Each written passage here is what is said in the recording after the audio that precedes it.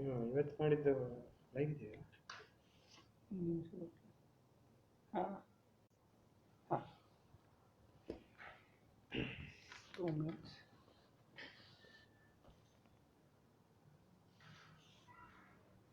Start ಮಾಡಿ doctor. ಎಲ್ಲರಿಗೂ ವಂದನೆಗಳು.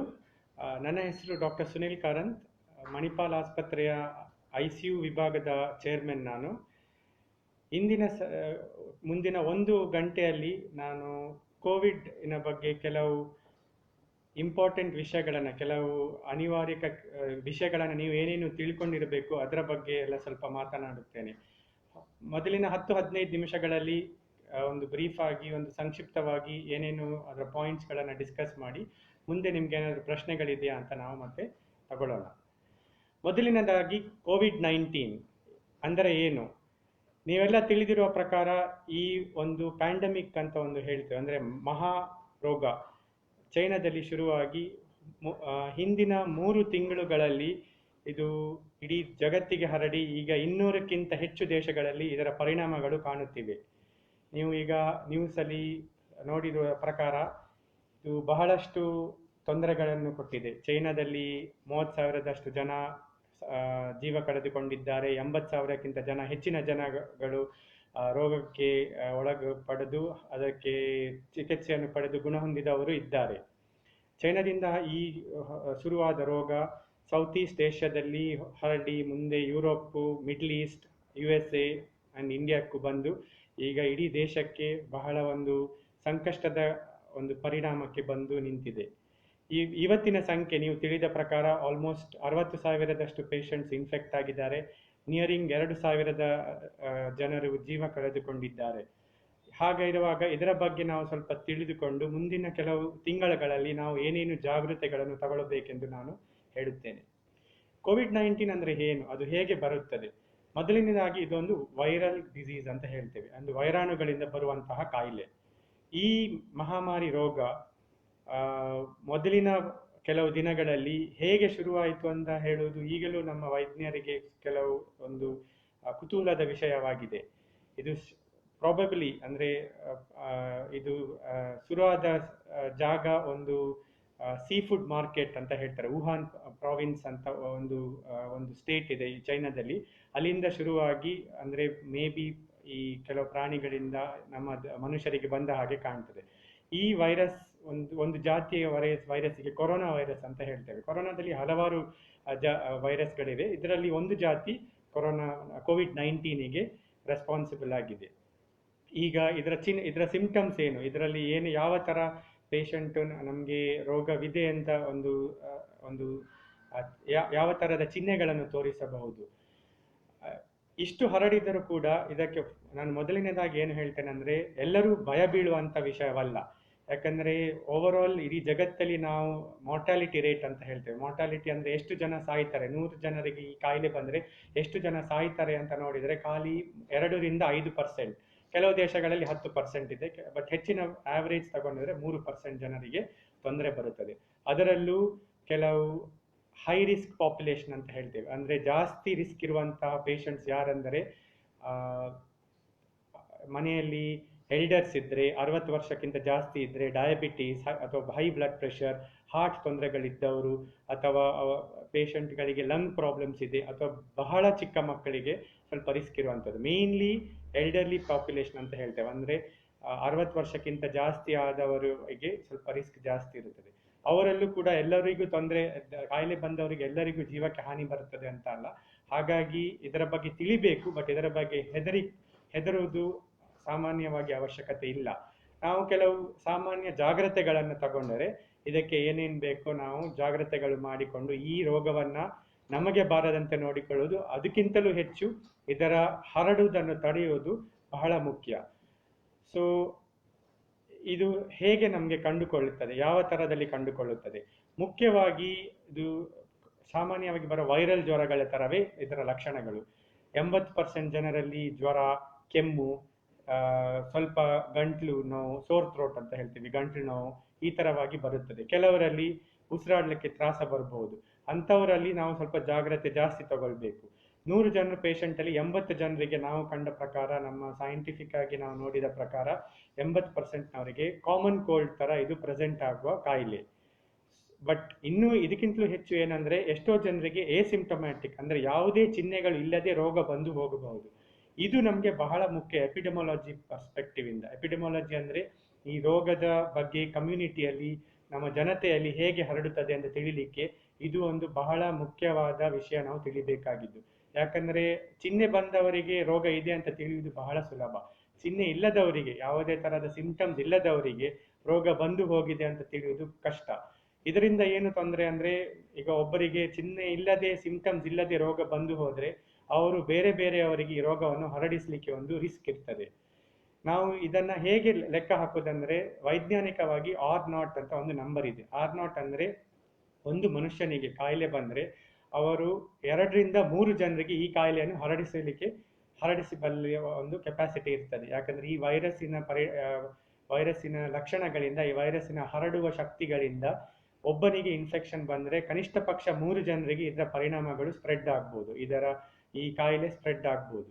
ಸೊ ಹಾಗಾಗಿ ಎಸಿಂಪ್ಟಮ್ಯಾಟಿಕ್ ಕ್ಯಾರಿಯರ್ಸ್, ಅಂದರೆ ಯಾರಿಗೂ ಚಿಹ್ನೆ ಇಲ್ಲದೆ ಅವರಿಗೆ ಇನ್ಫೆಕ್ಷನ್ ಬಂದ್ರೂ ಅವರಿಗೆ ತೊಂದರೆ ಬಾರದಿದ್ದರೂ ಅವರು 3 ಜನರಿಗೆ ಈ ರೋಗವನ್ನು ಹರಡಿಸಲಿಕ್ಕೆ ಒಂದು ಚಾನ್ಸ್ ಇದೆ. ಹಾಗಾಗಿ ನಾವು ಇದರ ಬಗ್ಗೆ ತಿಳಿದುಕೊಂಡು ಅದಕ್ಕೆ ಏನೇನು ಜಾಗೃತೆಗಳು ಬೇಕು ನಾವು ಪಡಿಲೇಬೇಕಾಗ್ತದೆ. ಯಾರಿಗಾದರೂ ಈಗಿನ ಕೆಲವು ಹೋದ ತಿಂಗಳು ಅಥವಾ ಮುಂದಿನ ಕೆಲವು 3-4 ತಿಂಗಳುಗಳಲ್ಲಿ ಜ್ವರ, ಕೆಮ್ಮು ಅಥವಾ ತಲೆನೋವು, ಸೋರ್ ಥ್ರೋಟ್, ಗಂಟಲು ನೋವು ಈ ಥರ ಚಿಹ್ನೆಗಳು ಬಂದರೆ ಕೂಡಲೇ ಅವರು ತಮ್ಮ ಹತ್ತಿರದಲ್ಲಿ ಇರುವ ಜನರಿಗೆ ಇಂದ ಸ್ವಲ್ಪ ದೂರ ಇರುವುದು ಉತ್ತಮ.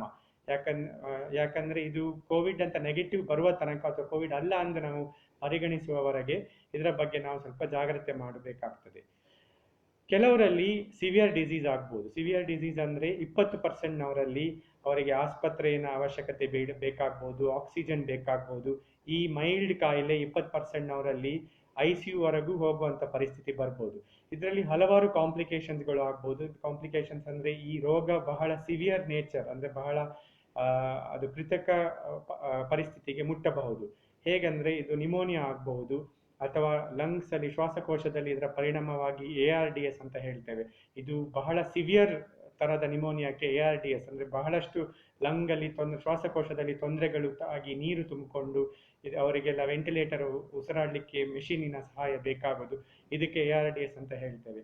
ಇದು ಅಲ್ಲದೆ ಕೆಲವರಿಗೆ ಲೋ BP, ಕೆಲವರಿಗೆ ಹಾರ್ಟ್ ತೊಂದರೆಗಳು, ಕೆಲವರಿಗೆ ಮಲ್ಟಿ ಆರ್ಗನ್ ಫೇಲಿಯರ್, ಅಂದರೆ ಒಂದಕ್ಕಿಂತ ಹೆಚ್ಚು ಅಂಗಗಳಲ್ಲಿ ಫೇಲಿಯರ್ ಆಗಿ ಅವರಿಗೆ ICUವಿನ ಸಪೋರ್ಟ್ಗಳು ಬೇಕಾಗುವ ಸಾಧ್ಯತೆಗಳೆಲ್ಲ ಇರಬಹುದು.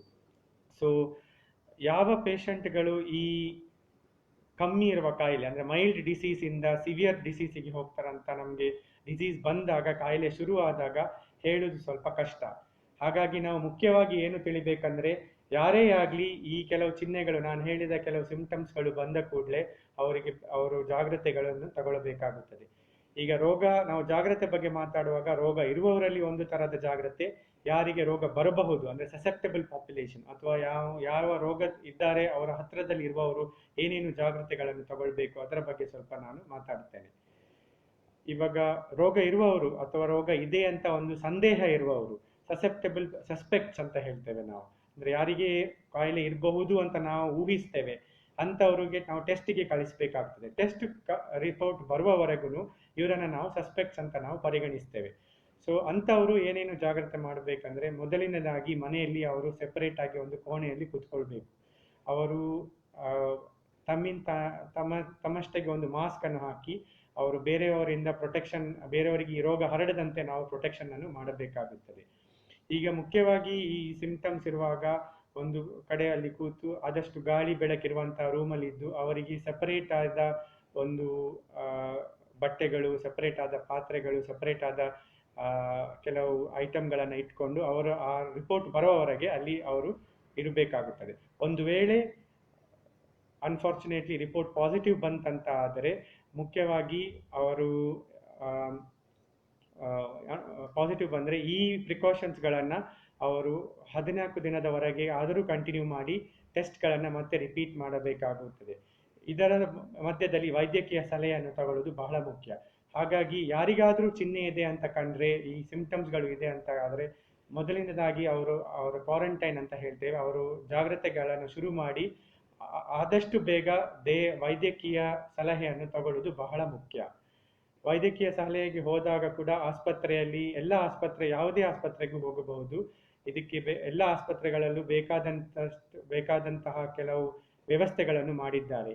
ಎಲ್ಲ ಮೇಜರ್ ಹಾಸ್ಪಿಟಲ್ಸ್ ಅಲ್ಲಿ ಫ್ಲೂ ಕ್ಲಿನಿಕ್ ಅಂತ ಹೇಳ್ತೀವಿ. ಈಗ ನಮ್ಮ ಮಣಿಪಾಲ್ ಆಸ್ಪತ್ರೆ ಆಗಲಿ ಅಥವಾ ವಿಕ್ಟೋರಿಯಾ ಆಸ್ಪತ್ರೆ ಆಗಲಿ, ಬೌರಿಂಗ್ ಆಸ್ಪತ್ರೆ ಆಗಲಿ, ಎಲ್ಲ ಮೇಜರ್ ಆಸ್ಪತ್ರೆಗಳಲ್ಲಿ ಫ್ಲೂ ಕ್ಲಿನಿಕ್ ಅಂತ ನಾವು ಆಸ್ಪತ್ರೆಯ ಅಧಿಕಾರಿಗಳು ಮಾಡಿದ್ದಾರೆ. ಸೊ ನಾವು ಅಲ್ಲಿಗೆ ಬಂದಾಗ, ಪೇಷಂಟ್ ಆಗಿ ಚಿಹ್ನೆಗಳು ಇರುವವರು ಬಂದಾಗ, ಮುಖ್ಯವಾಗಿ ಅವರು ಫ್ರಂಟಲ್ಲಿ ಇರುವ ನರ್ಸ್ ಅಥವಾ ಯಾವುದೇ ಒಂದು ಹೆಲ್ತ್ ವರ್ಕರ್ಸ್ ಇದ್ದಾರೋ ಅವರಿಗೆ ತಿಳಿಸಬೇಕು ದಟ್ ಅವರಿಗೆ ಜ್ವರ ಮತ್ತು ಈ ಜ್ವರದ ಕೆಲವು ಲಕ್ಷಣಗಳು ಇದೆ. ಅಂಥದ್ದು ಆದ ಕೂಡಲೇ ಅವರು ಬೇಕಾದ ಪ್ರಿಕಾಷನ್ಸ್ಗಳನ್ನು ತಗೊಂಡು ಪೇಷಂಟನ್ನು ಫ್ಲೂ ಕ್ಲಿನಿಕ್ಗೆ ಕರೆದುಕೊಂಡು ಹೋಗಿ ಅಲ್ಲಿಂದ ಅವರಿಗೆ ಬೇಕಾದ ಟೆಸ್ಟ್ಗಳನ್ನು, ಇನ್ಕ್ಲೂಡಿಂಗ್ ಕೋವಿಡ್ ಮತ್ತು ಬೇರೆ ವೈರಲ್ ಜ್ವರಗಳು, ಇನ್ಫ್ಲುಯೆನ್ಸಾ, H1N1 ಅಥವಾ ಸಾಮಾನ್ಯವಾಗಿ ಬರುವ ಅಪರ್ ರೆಸ್ಪಿರೇಟರಿ ಇನ್ಫೆಕ್ಷನ್ಸ್ಗಳಿಗೆ ಏನೇನು ಟೆಸ್ಟ್ಗಳು ಬೇಕೋ ಅದನ್ನೆಲ್ಲ ಮಾಡಿ, ಆಮೇಲೆ ಅವಶ್ಯಕತೆ ಇದ್ದರೆ ಪೇಷಂಟನ್ನು ಅಡ್ಮಿಟ್ ಮಾಡಿ ಮಾನಿಟರ್ ಮಾಡಬೇಕಾಗ್ಬೋದು. ಅಥವಾ ಪೇಷಂಟ್ ಸ್ಟೇಬಲ್ ಇದ್ದರೆ ಮನೆಗೆ ಕಳಿಸಿ ಅವರು ಕ್ವಾರಂಟೈನ್ ಅಂದರೆ ಅವರ ಐಸೋಲೇಷನನ್ನು ಕಂಟಿನ್ಯೂ ಮಾಡಬೇಕು. ಅಂತರದಲ್ಲಿ ಟೆಸ್ಟ್ ರಿಪೋರ್ಟ್ ಬಂದು ನೆಗೆಟಿವ್ ಆದರೆ ಬಹಳ ಉತ್ತಮ, ಪಾಸಿಬಿಲಿಟಿ ಆಫ್ ಕೋವಿಡ್ ಬಹಳ ಕಡಿಮೆ. ಆವಾಗ ಅವರು ಕೆಲವು ಜಾಗ್ರತೆಗಳನ್ನು ಮುಂದುವರಿಸಬೇಕು. ಬಟ್ ಹಾಗೆ ಹೇಳಿದರೆ ಕೋವಿಡ್ ಇಲ್ಲದೇ ಇರುವ ಸಾಧ್ಯತೆಗಳು ಬಹಳ ಜಾಸ್ತಿ ಇರ್ತದೆ. ಒಂದು ವೇಳೆ ಪೇಷಂಟಿಗೆ ಅಡ್ಮಿಷನ್ ಬೇಕಾದರೆ ಎಲ್ಲ ಆಸ್ಪತ್ರೆಗಳಲ್ಲೂ ಐಸೋಲೇಷನ್ ವಾರ್ಡ್ಸ್ ಅಂತ ಮಾಡಿದ್ದಾರೆ. ಗೌರ್ಮೆಂಟ್ ಹಾಸ್ಪಿಟಲ್, ಬೌರಿಂಗ್ ಆಗಲಿ, ವಿಕ್ಟೋರಿಯಾ ಆಗಲಿ, ದೇಶದ ಎಲ್ಲ ಆಸ್ಪತ್ರೆಗಳಲ್ಲೂ ಇದರ ವ್ಯವಸ್ಥೆಗಳನ್ನು as per the guidelines of the ICMR ಮತ್ತು ಮಿನಿಸ್ಟ್ರಿ ಆಫ್ ಹೆಲ್ತ್ ಗೈಡ್ಲೈನ್ಸ್ ಪ್ರಕಾರ ಎಲ್ಲ ಆಸ್ಪತ್ರೆಗಳು ಈ ಒಂದು ಕಾಯಿಲೆಗೆ ಏನೇನು ವ್ಯವಸ್ಥೆಗಳು ಬೇಕು, ಈ ಒಂದು ಕಾಯಿಲೆಗಿರುವ ಪೇಷಂಟ್ಗೆ ಏನೇನು ಐಸೋಲೇಷನ್ ಪ್ರಿಕಾಷನ್ಸ್ ಬೇಕು ಅದನ್ನೆಲ್ಲ ಮಾಡಿಕೊಂಡಿದ್ದಾರೆ.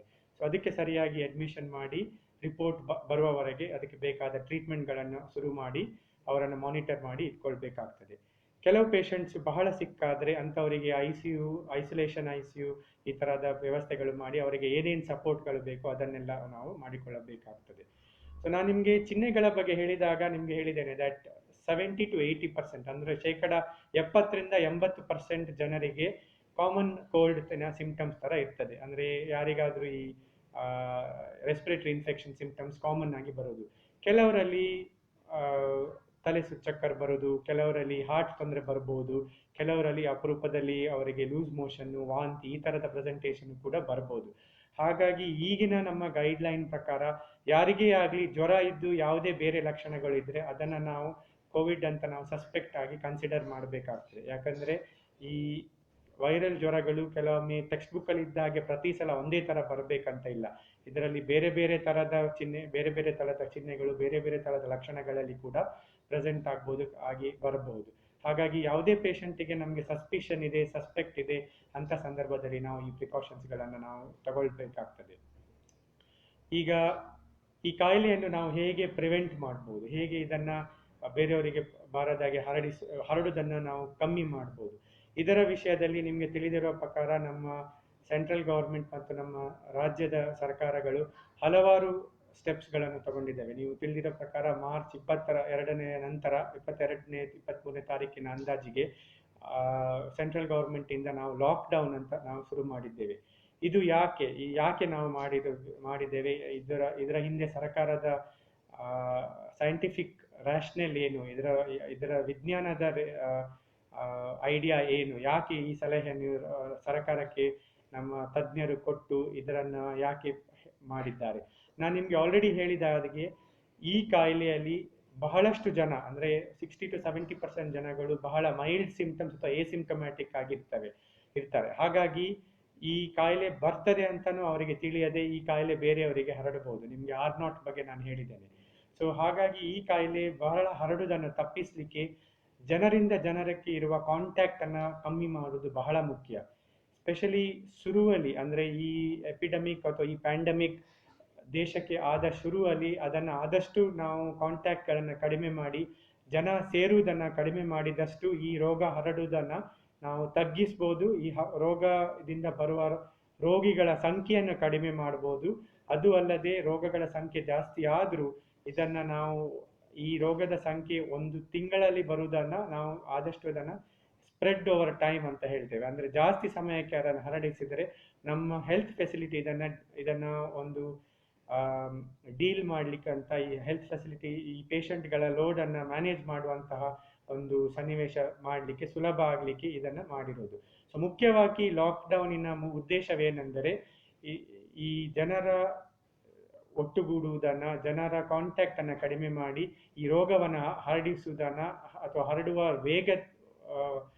ಹರಡುವ ವೇಗತೆಯನ್ನ ಕಡಿಮೆ ಮಾಡಲಿಕ್ಕೆ ಸಹಾಯ ಆಗುವಂಥದ್ದು.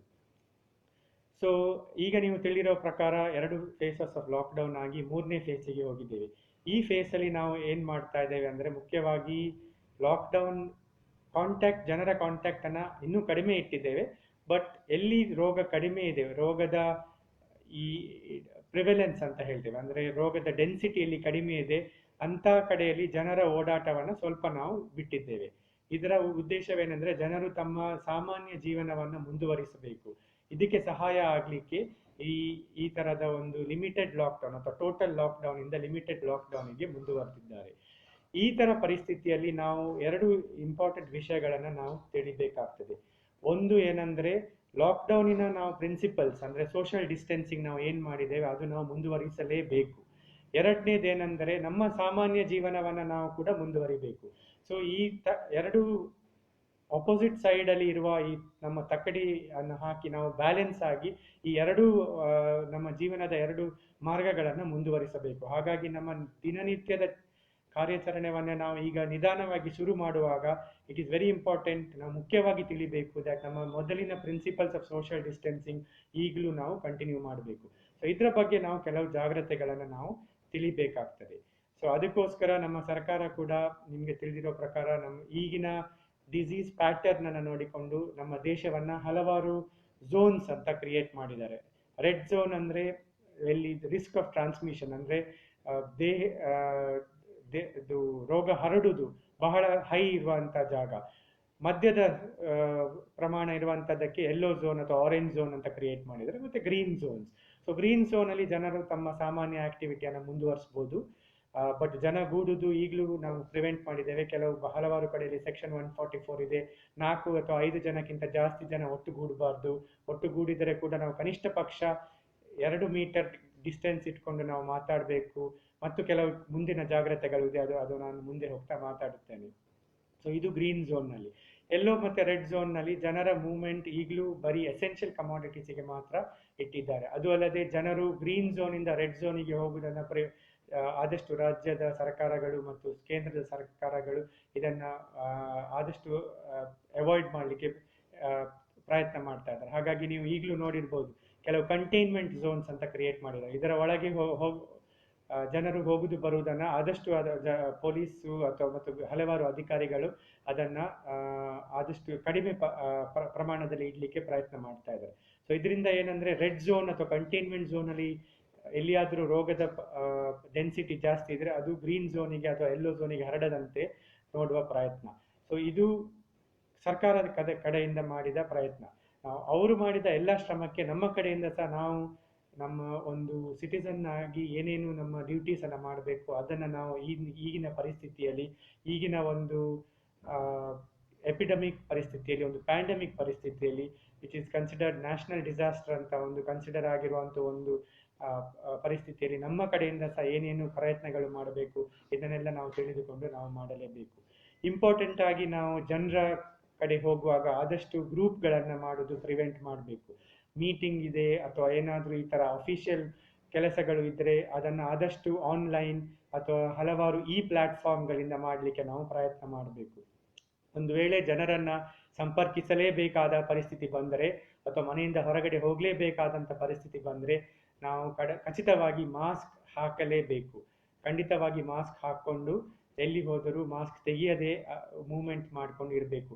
ಒಂದು ವೇಳೆ ನಮ್ಮಲ್ಲಿ ಯಾರಿಗಾದ್ರೂ ಅಪ್ಪರ್ ರೆಸ್ಪಿರೇಟರಿ ಇನ್ಫೆಕ್ಷನ್ಗಳಿದ್ರೆ ಅಂದ್ರೆ ಕೆಮ್ಮು, ಕಫ, ಜ್ವರ, ಸೋರ್ ಥ್ರೋಟ್ ಈ ತರ ಏನಾದ್ರೂ ಇದ್ರೆ ನಮ್ಮ ಕೆಲಸಗಳನ್ನು ಹಿಂದಿಟ್ಟು ನಾವು ಮನೆಯಲ್ಲಿ ಐಸೋಲೇಷನ್ ಆಗಿ ಅವಶ್ಯಕತೆ ಇದ್ದರೆ ವೈದ್ಯರನ್ನು ನೋಡಿ ಕೋವಿಡ್ ಟೆಸ್ಟ್ ಮಾಡಲೇಬೇಕಾ ಬೇಡವಾ ಅಂತ ವೈದ್ಯಕೀಯ ಸಲಹೆಯನ್ನು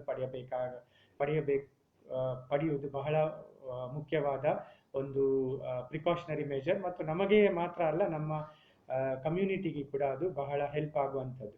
ಸೊ ಮುಖ್ಯವಾಗಿ ಆದಷ್ಟು ಮನೆಯಿಂದ ಹೊರಗೆ ಹೋಗಬಾರ್ದು.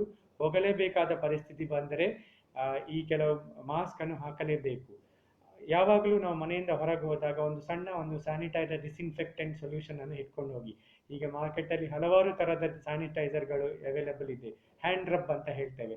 ಅದನ್ನು ನಾವು ಹಿಡ್ಕೊಂಡು ಒಂದು ಸಣ್ಣದು ಯಾವಾಗಲೂ ನಮ್ಮ ಗಾಡಿಯಲ್ಲಿ ಅಥವಾ ನಮ್ಮ ಕೈಯಲ್ಲಿ ಇಟ್ಕೊಂಡಿದ್ರೆ, ಎಲ್ಲಿಯಾದರೂ ನಾವು ಬೈ ಮಿಸ್ಟೇಕ್ ನಾವು ಕಾಮನ್ ಏರಿಯಾದಲ್ಲಿ ಮುಟ್ಟಿದರೆ, ಅದು ಮುಟ್ಟಿದ ಕೂಡಲೇ ನಾವು ಈ ಸ್ಯಾನಿಟೈಸರ್ ಹಾಕ್ಕೊಂಡ್ರೆ, ಒಂದು ವೇಳೆ ಆ ಕಾಮನ್ ಏರಿಯಾದಲ್ಲಿ ಒಂದು ಕಂಟ್ಯಾಮಿನೇಷನ್ ಆಗಿದ್ದರೆ ನಮ್ಮ ಕೈಯಿಂದ ಬಂದು ಅದು ನಮಗೆ ಹರಡುವುದನ್ನು ತಪ್ಪುತ್ತದೆ. ಅದು ಅಲ್ಲದೆ ನಮ್ಮಿಂದ ಬೇರೆಯವರಿಗೂ ಆ ವೈರಾಣುಗಳು ಹರಡುವುದನ್ನು ತಪ್ಪಿಸಲಿಕ್ಕೆ ಸಹಾಯ ಆಗ್ತದೆ.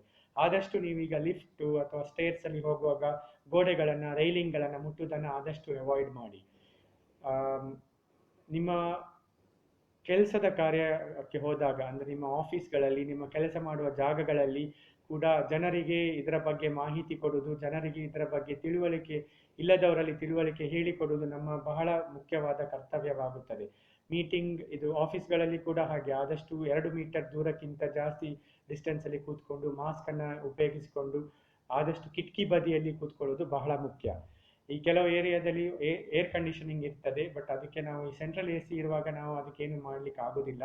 ಅಂತಲ್ಲಿ ನಾವು ಟೆಕ್ನಿಕಲ್ ಏರಿಯಾದಲ್ಲಿ, ಟೆಕ್ನಿಕಲಿ ಸೈಡಿಂದ ಜನರಿಗೆ ಏರ್ ಎಕ್ಸ್ಚೇಂಜಸ್ ಅಂತ ಹೇಳ್ತೇವೆ. ಈ ಏರ್ ಕಂಡೀಷನಲ್ ಟೆಕ್ನಿಷಿಯನ್ ಅವರ ಹತ್ರ ಹೇಳಿದರೆ ಅವರಿಗೆ ತಿಳಿತದೆ. ಏರ್ ಎಕ್ಸ್ಚೇಂಜಸ್ ಅನ್ನು 15ಗಿಂತ 20 ಏರ್ ಎಕ್ಸ್ಚೇಂಜಸ್ ಗಂಟೆಗೆ ಮಾಡುವಂತೆ ಮಾಡಬೇಕು. ಸೊ ಇಂಥ ಕೆಲವು ಸಣ್ಣ ಸಣ್ಣ ಚೇಂಜಸ್ ಮಾಡಿದರೆ ನಾವು ನಮ್ಮ ಪ್ರಿಕಾಷನ್, ನಮಗೆ ಸೇಫ್ಟಿಯನ್ನು ಇಡಲಿಕ್ಕೆ ಸಹಾಯ ಆಗ್ತದೆ. ಇದು ಅಲ್ಲದೆ ನಾವು ಗಾಡಿಗಳಲ್ಲಿ ಹೋಗುವಾಗ ಆದಷ್ಟು ಗಾಡಿಯಲ್ಲಿ ಒಬ್ಬರು ಅಥವಾ ಇಬ್ಬರಿಗಿಂತ ಜಾಸ್ತಿ ಗಾಡಿಯಲ್ಲಿ ಹೋಗದಂತೆ ನಾವು ನೋಡಬೇಕು. ಆದರೆ ಈಗಿನ ಪರಿಸ್ಥಿತಿಯಲ್ಲಿ ಒಬ್ಬೊಬ್ಬರಾಗಿ ನಮ್ಮ ಪ್ರೈವೇಟ್ ಗಾಡಿಗಳಲ್ಲಿ ಹೋಗುವುದು ಉತ್ತಮ. ಇಲ್ಲ ಪಬ್ಲಿಕ್ ಟ್ರಾನ್ಸ್ಪೋರ್ಟ್ ಅಥವಾ ಪಬ್ಲಿಕ್ ವೆಹಿಕಲ್ಸ್ ಯೂಸ್ ಮಾಡಿದರೆ ಸೋಷಿಯಲ್ ಡಿಸ್ಟೆನ್ಸಿಂಗ್ ಪ್ರಿನ್ಸಿಪಲ್ಸ್, ಅಂದರೆ 2 ಮೀಟರ್ ಜಾಸ್ತಿ ದೂರದಲ್ಲಿ ಮೇಂಟೈನ್ ಮಾಡಿ ಹೋಗುವುದು ಮುಖ್ಯ. ಆದಷ್ಟು ಜನರು ಕಿಟಕಿ ಬದಿಯಲ್ಲಿ ಕೂತ್ಕೊಂಡು ಟ್ರಾವೆಲ್ ಮಾಡೋದು ಉತ್ತಮ. ಆ್ಯಂಡ್ ಅದು ಅಲ್ಲದೆ ಎಲ್ಲಿ ಟ್ರಾವೆಲ್ ಅವಾಯ್ಡ್ ಮಾಡ್ಬೋದು ಅದನ್ನು ಆದಷ್ಟು ನಾವು ಅವಾಯ್ಡ್ ಮಾಡೋದು ಬಹಳ ಮುಖ್ಯ. ಒಂದು ಸಲ ನಮ್ಮ ಕೆಲಸಗಳಾಯಿತು, ನಾವು ವಾಪಸ್ ಮನೆಗೆ ಬರ್ತಾ ಇದ್ದೇವೆ. ಮನೆಗೆ ಬಂದಾಗ ಕೂಡ ಮನೆಗೆ ಬಂದಾಗ ಕೆಲವು ಜಾಗ್ರತೆಗಳನ್ನು ಮಾಡೋದು ಬಹಳ ಮುಖ್ಯ. ಮನೆ ಎಂಟರ್ ಆಗ್ತಾ ಇದ್ದಾಗೆ, ಅಂದರೆ ನಾವು ಹೊರಗಡೆಯಿಂದ ಮನೆ ಒಳಗೆ ಬರುವಾಗ ಮನೆಯ ಬಾಗಿಲಿನ ಹತ್ರವೇ ಒಂದು ಸ್ಯಾನಿಟೈಸರ್ ಅನ್ನು ಇಟ್ಕೊಂಡು ಸರಿಯಾಗಿ ಕೈಯನ್ನು ಸ್ಯಾನಿಟೈಸ್ ಮಾಡೋದು ಬಹಳ ಮುಖ್ಯ. ಇದಾದ ಕೂಡಲೇ ನಾವು ಸೀದಾ ಸ್ನಾನಕ್ಕೆ ಹೋಗಿ ಒಂದು ತಲೆಯಿಂದ ಕೆಳಗೆ ಪೂರ್ತಿ ಸೋಪ್ ಆ್ಯಂಡ್ ವಾಟರ್, ಅಂದರೆ ನೀರು ಮತ್ತು ಒಂದು ನಾರ್ಮಲ್ ಡಿಟರ್ಜೆಂಟ್ ಸೋಪಲ್ಲಿ ಸರಿಯಾಗಿ ಸ್ನಾನ ಮಾಡಿ, ಅದಾದ ಮೇಲೆ ನಾವು ನಮ್ಮ ಜನರ, ಅಂದರೆ ನಮ್ಮ ಫ್ಯಾಮಿಲಿಯವರ ಹತ್ರ ಮಾತಾಡೋದು ಮತ್ತು ಕಾಂಟ್ಯಾಕ್ಟಿಗೆ ಬರುವ ಮೊದಲು ಅದು ಬಹಳ ಮುಖ್ಯ. ಅದ ನಾವು ಒಂದು ಸ್ನಾನ ಮಾಡಿ ಜನರ ಹತ್ರ ಬರೋದು ಬಹಳ ಸೇಫ್. ಇದು ಅಲ್ಲದೆ ನಾವು ಹೊರಗಿಂದ ಹೋಗಿ ಬಂದ ಬಟ್ಟೆಯನ್ನು ಕೂಡಲೇ ಸೀದಾ ಅದನ್ನು ತೊಳೆದು ಮತ್ತು ನಮ್ಮ ಸ್ನಾನಚರ್ಯಗಳನ್ನು ಮುಗಿಸಿ ಮನೆಯ ಜನರ ಹತ್ರ ಕಾಂಟ್ಯಾಕ್ಟಿಗೆ ಬರೋದು ಮುಖ್ಯ. ಈ ಪ್ರಿಕಾಷನ್ಸ್ ಪರ್ಟಿಕ್ಯುಲರ್ಲಿ ನಮ್ಮಲ್ಲಿ ಸಸೆಪ್ಟಬಲ್ ಪೀಪಲ್, ಅಂದರೆ ವಲ್ನರೇಬಲ್ ಪೀಪಲ್, ಅಂದರೆ ನಾನು ಆಲ್ರೆಡಿ ಹೇಳಿದ ಕೆಲವು ಕಾಯಿಲೆಗಳು, ಹಾರ್ಟ್ ಡಿಸೀಸ್, ಶ್ವಾಸಕೋಶದ ಇನ್ಫೆಕ್ಷನ್, ಅಲ್ಲಿ ಪ್ರಾಬ್ಲಮ್ ಇರುವವರು, ಅಥವಾ 60 ಇಯರ್ಸಿಂದ 60 ವರ್ಷಕ್ಕಿಂತ ಜಾಸ್ತಿ ಪ್ರಾಯದ ಜನರು ಮನೆಯಲ್ಲಿದ್ದರೆ, ಅಂದರೆ ನಮ್ಮ ತಂದೆ ತಾಯರು ಅಥವಾ ಪ್ರಾಯ ಹೋದವರು ಇದ್ದರೆ ಅಂಥವರಲ್ಲಿ ಸ್ಪೆಷಲಿ ಮನೆಯಲ್ಲಿದ್ದಾಗ ನಾವು ಜಾಸ್ತಿ ಇದರ ಜಾಗ್ರತೆಗಳನ್ನು ಮಾಡುವುದು ಬಹಳ ಮುಖ್ಯ. ಇನ್ನೊಂದು ವಿಷಯ ಏನಂದರೆ, ಈಗ ನಾವು ಮನೆಯಿಂದ ಆಚೆ ಹೋದಾಗ ಕೆಲವು ಪರಿಸ್ಥಿತಿಯಲ್ಲಿ ನಾವು ಅಂಗಡಿಗೆ ಹೋಗುವಂಥ ಪರಿಸ್ಥಿತಿಗಳು ಬರಬಹುದು. ಆದಷ್ಟು ಅಂಗಡಿಗೆ ಹೋಗುವುದನ್ನು ಅವಾಯ್ಡ್ ಮಾಡೋದು ಬಹಳ ಮುಖ್ಯ. ಇದರಲ್ಲಿ ಕೂಡ ಆನ್ಲೈನ್ ಶಾಪಿಂಗ್ ಮಾಡಿ ನಮಗೆ ಬೇಕಾದ ಸಾಮಗ್ರಿಗಳನ್ನು ಡೋರ್ ಡೆಲಿವರಿ, ಅಂದರೆ ನಮ್ಮ ಮನೆಯ ಬಾಗಿಲಿಗೆ ತಲುಪಿಸುವಂತಹ ವ್ಯವಸ್ಥೆಗಳು ಈಗ ಬಹಳಷ್ಟು ಇದೆ. ಅದನ್ನು ನಾವು ಆದಷ್ಟು ಉಪಯೋಗಿಸುವುದು ಬಹಳ ಉತ್ತಮ. ಒಂದು ವೇಳೆ ನಾವು ಅಂಗಡಿಗೆ ಹೋಗಲೇಬೇಕಾದ ಪರಿಸ್ಥಿತಿ ಬಂದರೆ ಅಲ್ಲಿ ನಾನು ಆಲ್ರೆಡಿ ಹೇಳಿದಂಗೆ ಮಾಸ್ಕ್ ಹಾಕೊಳ್ಳೋದು ಮುಖ್ಯ. ಅಂಗಡಿಗೆ ಹೋದಾಗ ಕೂಡ ಮುಖ್ಯವಾದ ಶಾಪಿಂಗ್, ಅಂದರೆ ಇಂಪಾರ್ಟೆಂಟ್ ಎಸೆನ್ಷಿಯಲ್ ಶಾಪಿಂಗಿಗೆ ಮಾತ್ರ ಹೋಗಿ. ಇವಾಗ ಅನ್ನೆಸೆಸರಿ ಐಟಮ್ಸ್, ಎಲೆಕ್ಟ್ರಾನಿಕ್ ಗೂಡ್ಸ್ ಅಥವಾ ಯಾವ ಐಟಮ್ಗಳು ನಮಗೆ ಮುಂದಿನ 3-4 ತಿಂಗಳಿಗೆ ಅವಶ್ಯಕತೆ ಇಲ್ಲ ಅಂತ ಒಂದು ಶಾಪಿಂಗಿಗೆ ಹೋಗುವುದನ್ನು ಅವಾಯ್ಡ್ ಮಾಡೋದು ಅಥವಾ ತಪ್ಪಿಸುವುದು ಬಹಳ ಉತ್ತಮ. ಶಾಪಿಗೆ ಹೋದಾಗ ಕೂಡ ಮಾಲ್ ಅಥವಾ ಲಾರ್ಜ್ ಸೂಪರ್ ಮಾರ್ಕೆಟ್ಸಿಗೆ ಹೋಗುವುದನ್ನು ಅವಾಯ್ಡ್ ಮಾಡಿ ಒಂದು ವೇಳೆ ನಾವು ಹೋಗಬೇಕಾದ್ರೂ ನಮ್ಮ ಹತ್ತಿರದಲ್ಲಿರುವ ಜೀನ್ಸಿ ಅಂಗಡಿ ಅಥವಾ ಸ್ಟೋರ್ಸಿಗೆ ಹೋಗಿ ನಮಗೆ ಬೇಕಾದ ಸಾಮಗ್ರಿಗಳನ್ನು ಪರ್ಚೇಸ್ ಮಾಡೋದು ಬಹಳ ಉತ್ತಮ. ಅಂಗಡಿಗೆ ಹೋಗುವಾಗ ಕೂಡ ಯಾವ ಟೈಮಲ್ಲಿ ನಿಮಗೆ ತಿಳಿತದೆ ದಟ್ ಜನರು ಕಡಿಮೆ ಇದ್ದಾರೆ, ಅಂದರೆ ಅಂಗಡಿ ಓಪನ್ ಆದ ಕೂಡಲೇ ಅಥವಾ ಅಂಗಡಿ ಕ್ಲೋಸ್ ಆಗುವ ಸ್ವಲ್ಪ ಮೊದಲು ಇಂಥ ಟೈಮಲ್ಲಿ ನೀವು ಹೋಗಿ ಅಂಗಡಿಗೆ ವಿಸಿಟ್ ಮಾಡೋದು ಉತ್ತಮ. ಅಂಗಡಿಗೆ ಹೋದಾಗ ಕೂಡ ಮಾಸ್ಕ್ ಹಾಕ್ಕೊಳ್ಳಿ, ಒಂದು ಸ್ಯಾನಿಟೈಸರ್ ಕೈಯಲ್ಲಿ ಯಾವಾಗಲೂ ಇಟ್ಕೊಂಡಿರಿ. ಒಂದು ವೇಳೆ ಅಲ್ಲಿಯ ಬಾಸ್ಕೆಟ್ ತಗೊಳ್ಬೇಕು ಅಥವಾ ಅಲ್ಲಿಯ ಟ್ರಾಲಿಯನ್ನು ಉಪಯೋಗಿಸಬೇಕಾದಂಥ ಪರಿಸ್ಥಿತಿ ಬಂದರೆ ಆ ಹ್ಯಾಂಡಲನ್ನು ಒಂದು ಡಿಸ್ಇನ್ಫೆಕ್ಟೆಂಟ್ ವೈಪನ್ನು ಅಲ್ಲಿ ಸ್ಯಾನಿಟೈಸ್ ಮಾಡಿ ಮತ್ತೆ ಅದನ್ನು ಉಪಯೋಗಿಸಿ. ಶಾಪಿಂಗ್ ಮಾಡುವಾಗ ಕೂಡ ಹಾಗೆ ಮೊದಲೇ ಒಂದು ಲಿಸ್ಟ್ ಮಾಡಿಕೊಳ್ಳಿ, ಏನೇನು ಶಾಪಿಂಗ್ ಬೇಕೋ ಅದನ್ನು ಮಾತ್ರ ಮಾಡಿ ಆ ಏರಿಯಾದ ಅಂಗಡಿನ ಆ ಭಾಗಕ್ಕೆ ಮಾತ್ರ ಹೋಗಿ. ಈಗ ನಿಮಗೆ ಬಟ್ಟೆ ಬೇಡ ಆದರೆ ಬಟ್ಟೆ ಭಾಗಕ್ಕೆ ಹೋಗಬೇಡಿ, ಖಾಲಿ ನಿಮ್ಮ ಜೀನ್ಸಿ ಏರಿಯಾಕ್ಕೆ ಅಥವಾ ಊಟದ ಸಾಮಗ್ರಿಗಳಿರುವ ಏರಿಯಾಕ್ಕೆ ಮಾತ್ರ ಹೋಗಿ ಟಾರ್ಗೆಟೆಡ್ ಶಾಪಿಂಗ್ ಅಂತ ಹೇಳ್ತೇವೆ ಅದನ್ನು ಮಾತ್ರ ಮಾಡಿ ಬಿಲ್ಲಿಂಗ್ ಕೌಂಟರಿಗೆ ಬಂದು ಬಿಲ್ಲಿಂಗ್ ಕೌಂಟರಲ್ಲಿ ಕೂಡ ಯಾವ ಕ್ಯೂ ಕಡಿಮೆ ಇದೆ ಆ ಕ್ಯೂ ಅನ್ನು ಸೇರಿ ಆದಷ್ಟು ಬೇಗ ಬಿಲ್ಲನ್ನು ಮುಗಿಸಿಕೊಂಡು ಮನೆಗೆ ಹಿಂದಿರುಗುವುದು ಬಹಳ ಉತ್ತಮ. ಬಿಲ್ ಮಾಡುವಾಗ ಕೂಡ ಕಾಂಟ್ಯಾಕ್ಟ್ಲೆಸ್ ಪ್ಲಾಟ್ಫಾರ್ಮ್ ಯೂಸ್ ಮಾಡೋದು ಉತ್ತಮ. ಯಾವುದೇ ಮೆಥಡ್ ಆಫ್ ಪೇಮೆಂಟ್ ಮಾಡಿದ್ರೂ ಬಹಳ ಇಂಪಾರ್ಟೆಂಟ್.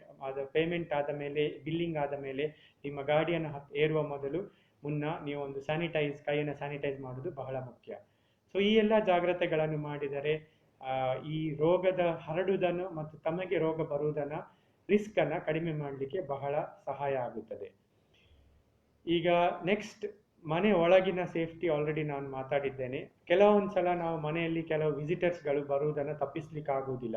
ಈಗಿನ ಟೈಮಲ್ಲಿ ನಿಮ್ಮ ಫ್ರೆಂಡ್ಸು ಅಥವಾ ಹತ್ತಿರದ ರಿಲೇಟಿವ್ಸನ್ನು ಬರುವುದನ್ನು ಆದಷ್ಟು ಕಡಿಮೆಯಾಗಿ ಮಾಡಲಿಕ್ಕೆ ಪ್ರಯತ್ನ ಮಾಡಿ.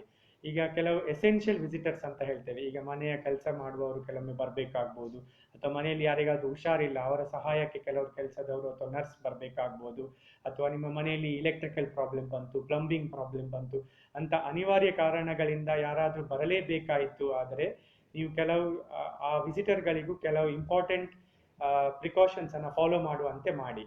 ಫಸ್ಟ್ ಆ್ಯಂಡ್ ಫಾರ್ಮೋಸ್ಟ್ ಅವರು ಮನೆಯೊಳಗೆ ಬರುವಾಗ ಮಾಸ್ಕ್ ಧರಿಸಲೇಬೇಕು. ಎರಡನೇದು, ಅವರು ಮನೆಯೊಳಗೆ ಬಂದ ಕೂಡಲೇ ಅವರೊಂದು ಸ್ಯಾನಿಟೈಸರ್, ನಿಮ್ಮ ಮನೆಯಲ್ಲಿರುವ ಸ್ಯಾನಿಟೈಸರ್ ಮೂಲಕ ಅವರ ಕೈಯನ್ನು ಸ್ಯಾನಿಟೈಸ್ ಮಾಡಿಕೊಂಡಂತೆಯೇ ಅವರಿಗೆ ಇನ್ಸ್ಟ್ರಕ್ಷನ್ಸ್ ಕೊಡಿ. ಈಗ ಮನೆಯ ಕೆಲಸದವರು ಬಂದಾಗ ಅವರು ಎಸೆನ್ಷಿಯಲ್ ಕಾರ್ಯಗಳನ್ನು ಮಾತ್ರ ಮಾಡಿಸಿ.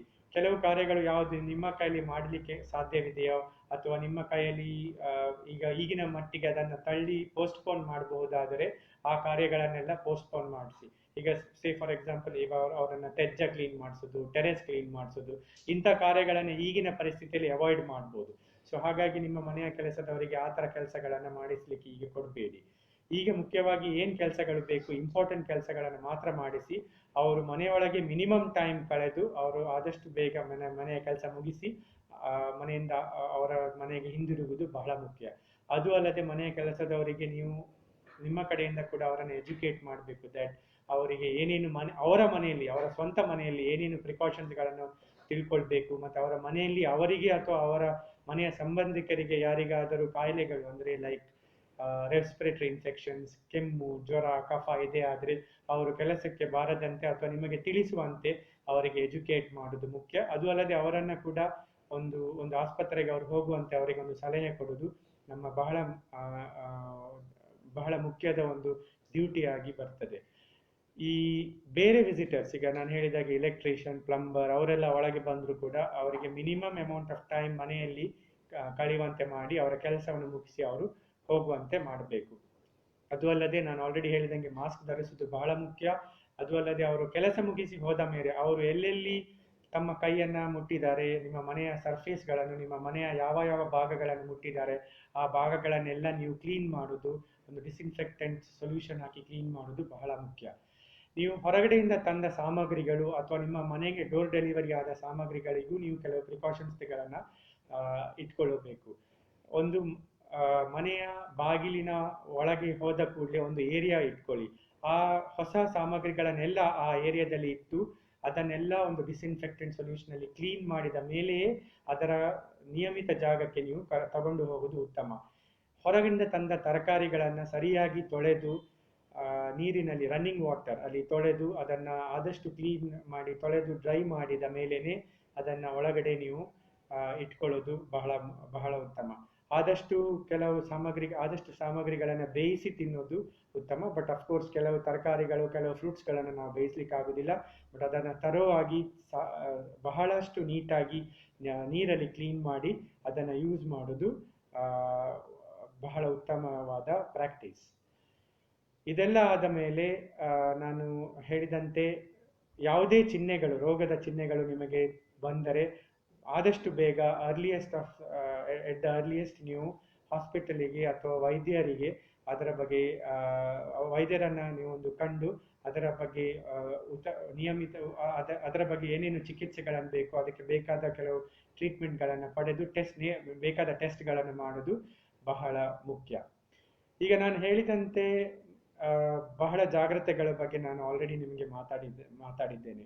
ಅಂದರೆ ಇದರಲ್ಲಿ ಎಲ್ಲ ಏನು ತಿಳಿತದೆ, ನಮ್ಮ ಲೈಫ್ ಸ್ಟೈಲ್, ಈ ಮಹಾಮಾರಿ ರೋಗದಿಂದ ನಮ್ಮ ಸಾಮಾನ್ಯ ಜನಜೀವನ, ನಮ್ಮ ಯೂಶುವಲ್ ಆಗಿರುವ ಲೈಫ್ ಸ್ಟೈಲ್ಗಳಲ್ಲಿ ಬಹಳಷ್ಟು ಬದಲಾವಣೆಗಳನ್ನು ನಾವು ತರಬೇಕಾಗ್ತದೆ. ಸೊ ನಾನು ನಿಮಗೆ ಆಲ್ರೆಡಿ ಮನೆಯಲ್ಲಿ ಏನೇನು ಚೇಂಜಸ್ ಹೇಳಿದ್ದೇನೆ, ದಾರಿಯಲ್ಲಿ ನೀವು ಹೊರಗೆ ಹೋದಾಗ ಏನೇನು ಚೇಂಜಸ್ ಹೇಳಿದ್ದೇನೆ, ಮತ್ತು ನಾನು ಅದನ್ನೇ ಹೇಳ್ತೇನೆ, ಆದಷ್ಟು ನೀವು ಹೊರಗಡೆ ಹೋಗುವುದನ್ನು ತಪ್ಪಿಸುವುದು ಬಹಳ ಮುಖ್ಯ, ಬಹಳ ಉತ್ತಮ. ಆದಷ್ಟು ನಿಮ್ಮ ಕೆಲಸ ಕೂಡ ಅಷ್ಟೇ, ವರ್ಕ್ ಫ್ರಮ್ ಹೋಮ್ ಅಂತ ನಿಮಗೆ ಆಪ್ಷನ್ ಇದ್ದರೆ ಅದನ್ನು ನೀವು ಮಾಡೋದು ಬಹಳ ಮುಖ್ಯ. ಅಫ್ಕೋರ್ಸ್ ಕೆಲವು ಕೆಲಸಗಳಲ್ಲಿ, ಈಗ ನಮ್ಮಂಥ ಹುದ್ದೆಗಳು, ಈಗ ಡಾಕ್ಟರ್ ಆಗಲಿ, ನರ್ಸ್ ಆಗಲಿ, ಬೇರೆ ಹೆಲ್ತ್ ಕೇರ್ ಪ್ರೊಫೆಷನಲ್ಸ್ ಆಗಲಿ, ಅಥವಾ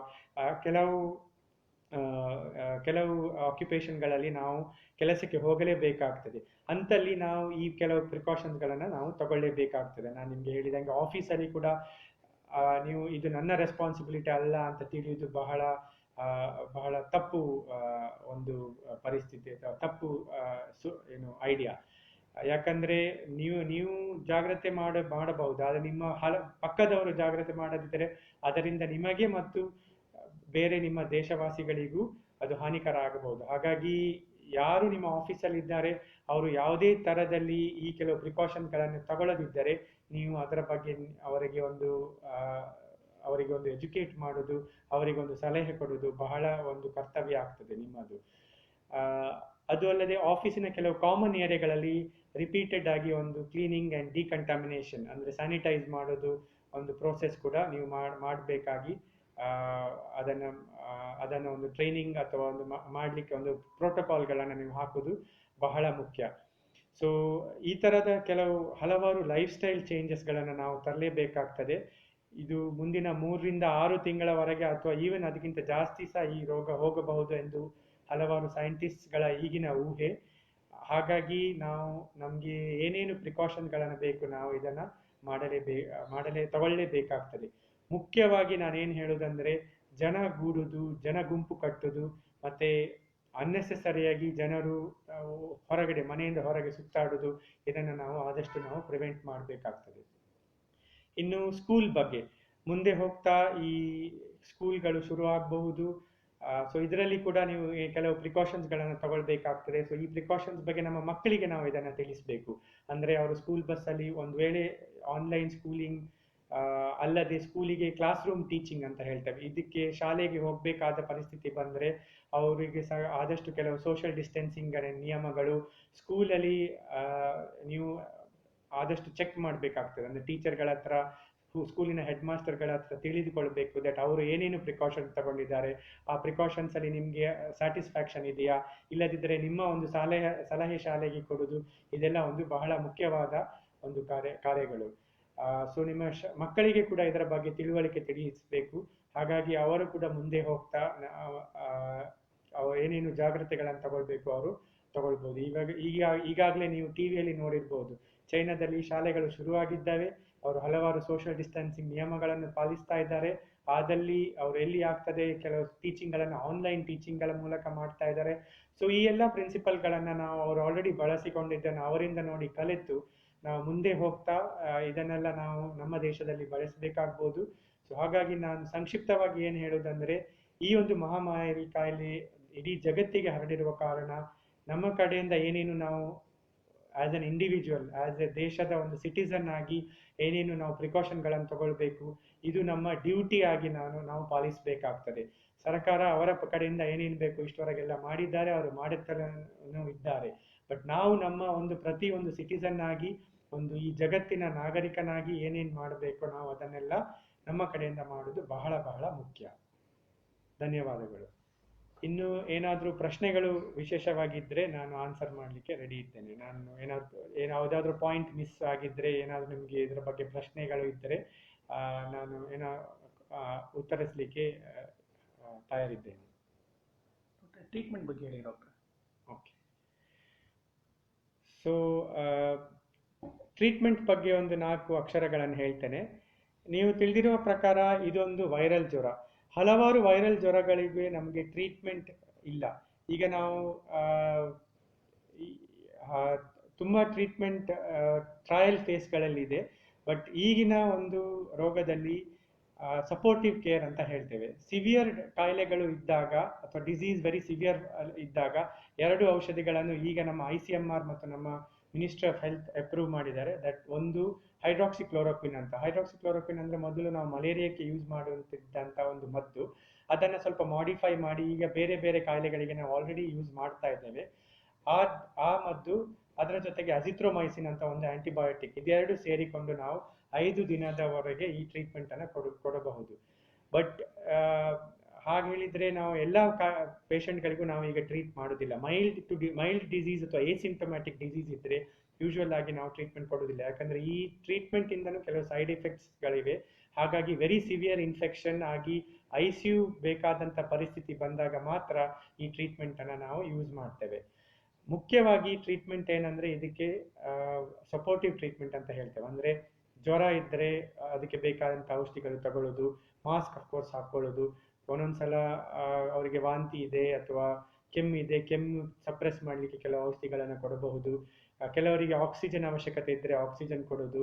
ಅದಕ್ಕಿಂತ ಸಿವಿಯರ್ ಕಾಯಿಲೆ ಬಂದರೆ ಅವರಿಗೆ ಅಡ್ಮಿಟ್ ಮಾಡಿ ICU ಅಥವಾ ಬೇರೆ ಯಾವ ಥರದ ಸಪೋರ್ಟ್ಗಳು, ನಾನು ಆಲ್ರೆಡಿ ಹೇಳಿದಾಗೆ ಕೆಲವರಿಗೆ ವೆಂಟಿಲೇಟರು, ಕೆಲವರಿಗೆ ಡಯಾಲಿಸಿಸ್ ಬೇಕಾಗ್ಬೋದು, ಕೆಲವರಿಗೆ ಹಾರ್ಟಿಗೆ ಸಪೋರ್ಟ್ ಬೇಕಾಗ್ಬೋದು, ಕೆಲವರಿಗೆ ಲೋ BP ಔಷಧಿಗಳು. ಸೊ ಇದೆಲ್ಲ ನಾವು ICU ಅಲ್ಲಿ ಬೇರೆ ಬೇರೆ ಅಂಗಗಳಿಗೆ ಬೇಕಾದ ಸಪೋರ್ಟ್ಗಳನ್ನು ಕೊಟ್ಟು ಅವರಿಗೆ ICU ಅವರು ಎಷ್ಟು ಸಮಯ ಅವರಿಗೆ ICU ಬೇಕು ಅಷ್ಟು ಸಮಯ ICUದಲ್ಲಿತ್ತು ಒಂದೊಂದಾಗಿ ಅಂಗಗಳು ಚೇತರಿಸಿಕೊಂಡ ಮೇಲೆ ಅವರನ್ನು ನಾವು ICU ಇಂದ ಡಿಸ್ಚಾರ್ಜ್ ಮಾಡಿ ವಾರ್ಡಿಗೆ ಕಳಿಸ್ಲಿಕ್ಕೆ ಪ್ರಯತ್ನ ಮಾಡ್ತೇವೆ. ಈಗ ಯಾವ ಪೇಷಂಟ್ ಅಡ್ಮಿಟ್ ಆಗೋದು ಇದನ್ನೆಲ್ಲ ಕೂಡ ನಾವು ಡಾಕ್ಟರಿನ ಸಲಹೆ ಪ್ರಕಾರ ಮಾಡೋದು ಉತ್ತಮ.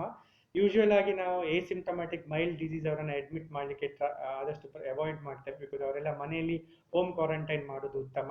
ಮೊದಲಿಗೆ ನಾವು ಅವ್ರನ್ನೆಲ್ಲ ಅಡ್ಮಿಟ್ ಮಾಡ್ತಿದ್ವಿ. ಬಟ್ ಈಗ ರೋಗದ ಸಂಖ್ಯೆ ಜಾಸ್ತಿ ಆಗುವಾಗ ನಾವು ಹೋಮ್ ಕ್ವಾರಂಟೈನ್ ಕಡೆ ಮಾಡೋದು ಉತ್ತಮ. ಬಟ್ ಅದು ವೈದ್ಯಕೀಯ ಸಲಹೆಯಲ್ಲಿ ನೀವು ಮಾಡೋದು, ಅದರ ಪ್ರಕಾರ ನೀವು ಮಾಡೋದು ಒಳ್ಳೆಯದು.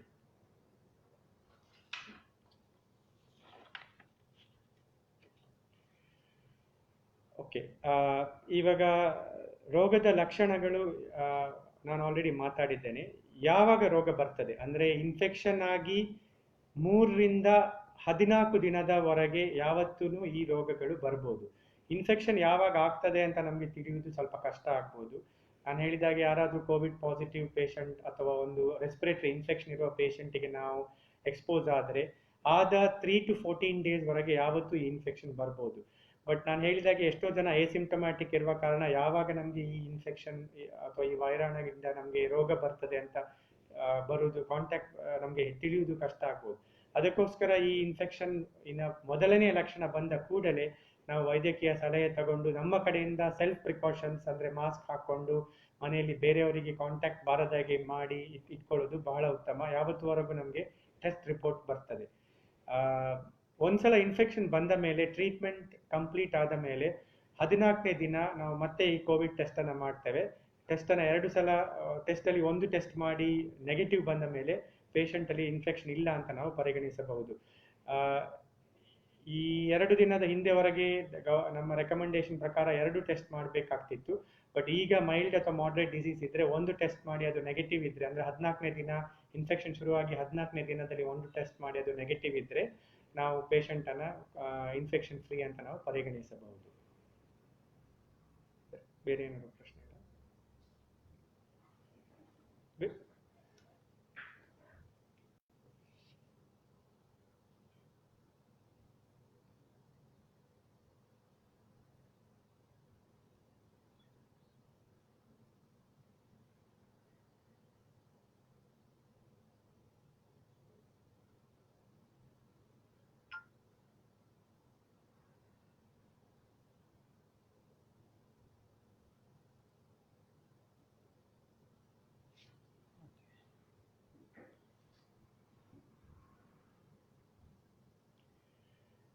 ಈಗ ಕೋವಿಡ್ ಬಗ್ಗೆ ನಿಮಗೆ ಬೇರೆ ಪ್ರಶ್ನೆಗಳಿದ್ರೂ ಕೇಳಬಹುದು.